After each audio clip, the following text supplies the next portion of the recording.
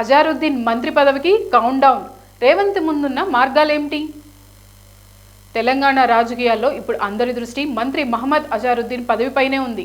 Jubilee hills ఉప ఎన్నిక సమయంలో అనూహ్యంగా మంత్రివర్గంలోకి వచ్చిన అజారుద్దీన్ భవితవ్యం ఇప్పుడు కౌంట్ డౌన్ దిశగా సాగుతోంది.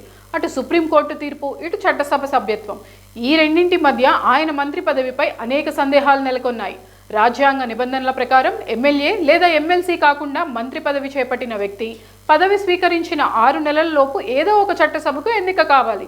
అజారుద్దీన్ మంత్రి అయి ఇప్పటికే 3 నెలల దగ్గరకు వస్తుంది. అంటే మరో 3 నెలలలోపు ఆయన ప్రజాప్రతినిధిగా ఎన్నిక కాకపోతే మంత్రి పదవికి రాజీనామా చేయక తప్పదు. గవర్నర్ కోటాలో ఎమ్మెల్సీల నియామకం ఇప్పుడు అజారుద్దీన్కు పెద్ద చిక్కుగా మారింది. గతంలో బీఆర్ఎస్ ప్రభుత్వం నామినేట్ చేసిన దాసోజు శ్రావణ్, కుర్రా సత్యనారాయణల పేర్లను గవర్నర్ తిరస్కరించడంపై వారు సుప్రీంకోర్టును ఆశ్రయించారు.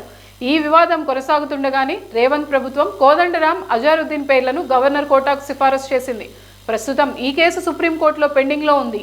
ఏప్రిల్ లోపు సుప్రీంకోర్టు గ్రీన్ సిగ్నల్ ఇవ్వకపోతే అజారుద్దీన్ ఎమ్మెల్సీ అయ్యే అవకాశం ఉండదు.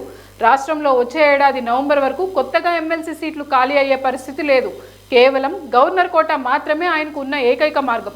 ఒకవేళ కోర్టు తీర్పు ప్రతికూలంగా వస్తే ఆయన మంత్రి పదవి నుంచి తప్పుకోవాల్సి వస్తుందేమోనని రాజకీయ వర్గాల్లో చర్చ నడుస్తోంది. అజారుద్దీన్ పదవిని కాపాడటానికి సీఎం రేవంత్ రెడ్డి ముందు 2 మార్గాలు కనిపిస్తున్నాయి. ఇటీవలి కాలంలో ఎమ్మెల్సీ పదవికి కల్వకుంట్ల కవిత రాజీనామా చేశారు. నిజామాబాద్ స్థానిక సంస్థల ఎమ్మెల్సీ ప్రస్తుతం ఖాళీగా ఉందని చెప్పవచ్చు. అక్కడ పోటీ చేయించడమే మార్గంగా కనిపిస్తుంది.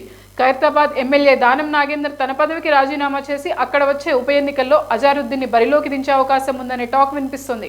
ఒకవేళ అదే జరిగితే అజారుద్దీన్ ప్రత్యక్ష ఎన్నికల ద్వారా అసెంబ్లీకి వెళ్లాల్సి ఉంటుంది.